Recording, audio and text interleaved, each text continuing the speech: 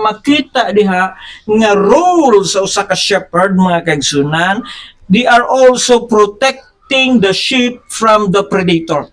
Mao kana magaprotekta kanato di sa mga ginatawag nga mga mabangis mga kaigsunan na mga hayop mga kaigsunan. Mura nga ang sheep mga kaigsunan usa kana siya sa pinaka sensitive nga mga animals maginahanglan gina sila og care mga kaigsunan because dali ra sila atakon sa mga kaaway, no? And that's why ang mga tigbalantay sa karnero mga kaigsunan. Mo kana ang trabaho sa tigbalantay sa karnero ang pag-amuma, ang pag-protect mga kaigsunan against sa mga mananak nga gustong mukaon niining mga shepherd or mga sheep mga kaigsunan.